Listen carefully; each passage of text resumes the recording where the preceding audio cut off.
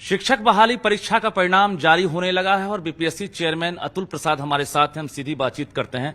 Sir, 60 दिन भी नहीं हुए हैं, क्या लग रहा है एक नया रिकॉर्ड आपने बना लिया?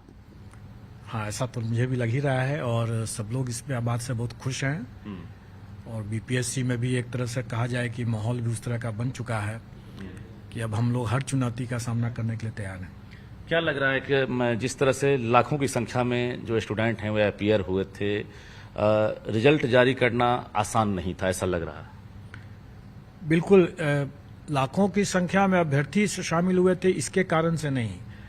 एक्चुअली देखा जाए तो ये एक परीक्षा जरूर है जी, लेकिन इसके अंदर हमें 43 पेपर्स थे, विषय थे और 43 रिजल्ट्स थे। उसके अतिरिक्त हमें राज्य सरकार ने यह भी दायित्व दे दिया कि आप जिला भी आवंटित कर दें। तो हर एक विषय में 38 जिलावार हमें सूची बनानी थी जी।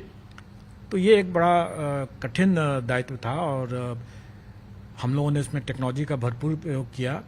बिना टेक्नोलॉजी के इतने कम समय में, जैसा भी 60 दिन भी नहीं हुए हैं, इतने कम समय में संभव भी नहीं था। आगाज आपने जो है +2 से यानी उच्च माध्यमिक से किया है, अब तक फिलहाल कहीं से सवाल खड़ा नहीं हुआ है। क्या लग रहा है कि अंजाम भी बेहतर होगा, यानी जो 1 to 5 का रिजल्ट है? हम आंकड़ों पर चलते हैं सबसे पहले, चूंकि आपके पास आंकड़े आ गए हैं। हम जरा बात करते हैं। 1,70,461 पदों पर बहाली निकली थी। पासिंग परसेंटेज क्या रहा और सभी संकाय, सभी वर्ग में जो है कितने पास हुए? देखिए, 1,70,461 की टोटल वैकेंसी थी, लेकिन अगर हम जितने अभ्यर्थी आवेदन दिए थे, क्योंकि कुछ कुछ विषय ऐसे थे, खास करके 11th-12th में मात्र 3 विषय को छोड़ करके बाकी सभी विषय, और 9th-10th में 4 विषय को छोड़ करके बाकी सभी विषय में अभ्यर्थियों की संख्या रिक्ति से काफी कम थी जी।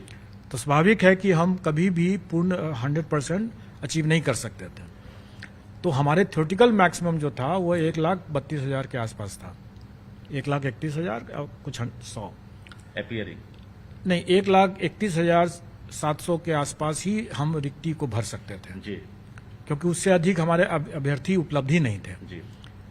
तो उसके विरुद्ध में हम लोगों ने 11th-12th में 23,701, 9th-10th में 26,204 और प्राथमिक में 72,419, यानी टोटल हो गया 1,22,324, जो कि थ्योरेटिकल मैक्सिमम का 93% सक्सेस रेट है। जो आपने टारगेट रखा था एक तरह से, या बिहार सरकार के साथ जो आपकी बातचीत हुई थी, क्या लग रहा है कि टारगेट अचीव से भी ज्यादा आपने गोल कर लिया? सरकार, सब लोग चिंतित थे क्योंकि बार बार मीडिया में, सोशल मीडिया में भी और कई अवसरों पर सब लोग कहते थे कि सरकार की नीयत नहीं है और सभी लोग सशंकित थे। परीक्षा का जो स्तर था वो भी काफी अच्छा था, तो लोग ये बार बार ये आरोप लगा रहे थे कि भाई सरकार की नीयत ही नहीं है, तभी तो ऐसे प्रश्न भी पूछे गए, ऐसा दर्जा रखा गया और कोई भी सक्सेसफुल नहीं होगा, नियुक्ति नहीं होगी। कई तरह के लोग, जिसको कह सकते हैं कि जो प्रलय की भविष्यवाणी करने वाले लोग ज्यादा थे कि कभी होगा ही नहीं यहाँ पर। इन सबको देखते हुए मुझे लेकिन पूरा विश्वास था, क्योंकि हमने यहाँ पर जो कई परीक्षाओं को देखा है और यहाँ के अभ्यर्थियों का जो स्टैंडर्ड देखा है, हमने पाया क्या कि यहाँ के अभ्यर्थी काफी प्रतिभाशाली और काफी मेहनती भी हैं। अवसर की कमी हो सकती है, हौसले की कमी नहीं है इनमें। बीपीएससी के चेयरमैन अतुल प्रसाद अगर मुहर लगा रहे हैं बिहारी छात्र की प्रतिभा पर, तो ये बड़ी बात है, लेकिन जो पद है उसके मुताबिक सीटें खाली रह गई, इसकी सबसे बड़ी वजह क्या मान रहे हैं? देखिए, एक तो पहले मैंने बताया कि 1,70,000 में से 1,32,000 ही हम लोग थ्योरेटिकल मैक्सिमम था, यानी कि 38,000 जो वैकेंसी है वो हम कभी भी भर नहीं सकते थे इस परीक्षा में, क्योंकि उतने अभ्यर्थी ही नहीं थे। अब इसका कारण ये था कि कई वर्षों से STET जो कि फीडर एग्जाम है इसके लिए, वो था ही नहीं, हुआ ही नहीं था, तो जिसके कारण से इतना रिक्ति कभी, हाँ, वो कैपिंग हो गया उसी से, तो इसलिए 1,32,000 की कैपिंग हो गई थी हमारी। जहां तक प्राथमिक का आप देखेंगे तो हमारे प्राथमिक में 79,943 वैकेंसी थी, उसमें 72,419 हम लोग ने भर लिया। इसमें जो हमारे जो आरक्षण का जो सिस्टम चलता है उसमें यह होता है कि जो दिव्यांगजन अपने मेरिट पर आ जाते हैं उनको हम दिव्यांगजन की श्रेणी में नहीं रखते हैं। उनको अपने मेरिट से आ गया तो उसको हम लोग जनरल मान लेते हैं, मतलब जो भी आरक्षित श्रेणी है उसमें मान लेते हैं।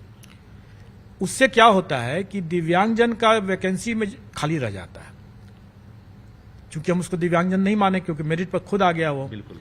तो वैसी स्थिति में जो दिव्यांगजन का जो वैकेंसी खाली रह जाता है वो खाली रखना पड़ता है। और ये जो हमारे करीब 5-6 हजार जो कम हुए हैं, उसमें से कई ऐसे हैं जो कि दिव्यांगता वाले वैकेंसी को हमको खाली रखना पड़ा है। इसका ये मतलब नहीं है कि दिव्यांग नहीं आए हैं, दिव्यांग तो अपने मेरिट पर कई आ गए हैं, लेकिन चूंकि वो अपने मेरिट पर आ गए हैं इसलिए उनकी आरक्षण कोटि को हमको खाली रखना पड़ेगा। बिल्कुल। अब रही बात, अब चूंकि इंतजार कर रहे हैं लाखों अभ्यर्थी और कई रात से जगे हुए हैं, आपके भी ट्वीट पर लगातार जो है इंतजार है, तो क्या लग रहा है सर, उच्च माध्यमिक का सिलसिला शुरू है और आज 17वां विषय का भी रिजल्ट जारी हो गया है पॉलिटिकल साइंस का, तो ये जो बाकी 29 टोटल जो विषय है उसका रिजल्ट कब तक जारी होगा उच्च माध्यमिक? देखिए हम लोग चरणबद्ध, मैंने पहले ही बताया था कि चरणबद्ध तरीके से हम करेंगे। स्वाभाविक है, देखिए रिजल्ट तैयार हो चुका है, रिजल्ट तैयार हो चुका है और हम लोग अपना जो ऑफिस का जो प्रोसीजर होता है उसको एक तरीके से सजा करके पूरा लिख करके वो सब हम लोग कर रहे हैं। और जैसे जैसे बनते चला जा रहा है वो क्लरिकल वर्क है, वो बनते जा रहा है और वेबसाइट पर जा रहा है। वेबसाइट पर कल भी जैसे हम लोगों ने देखा कि अभ्यर्थी काफ़ी उत्सुक होकर के चेक कर रहे थे, इसलिए मैंने कह भी दिया कि देखिए आज कम से कम प्राथमिक का नहीं आने वाला है, इसलिए प्राथमिक के अभ्यर्थी अभी वेबसाइट पर नहीं जाएं, बाकी लोग जाकर देख सकते हैं जैसे जैसे आ रहा है। आज भी हमारे कई परीक्षा फल आ जाएंगे, जब आ जाएगा तब उसके बाद देख सकते हैं लोग। 9-10 का भी आज ही आप अपलोड करेंगे रात तक? हम लोग ने बताया कि हमारे सारे रिजल्ट्स तैयार हैं, हम लोग उसको एक तरीके टेम्पलेट में डाल करके उसका प्रिंट करके PDF बना करके उसका अपलोड करते हैं जी। वो प्रोसेस है, वो थोड़ा क्लरिकल प्रोसेस है लेकिन वो ऑफिस का प्रोसेस है। टारगेट कब तक रखा आपने? 48 घंटा, 72 घंटा, मतलब ये जो प्राइमरी तक? जैसा मैंने बताया कि हम लोग दुर्गा पूजा के निश्चित तौर पर दुर्गा पूजा के पहले कर देंगे।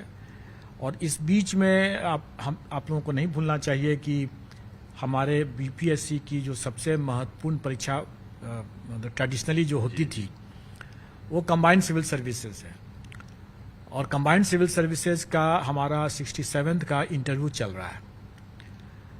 और ये वही 67th कंबाइंड सिविल सर्विस का एग्जाम है जिसकी पुनर्परीक्षा मैंने कराया था PT का।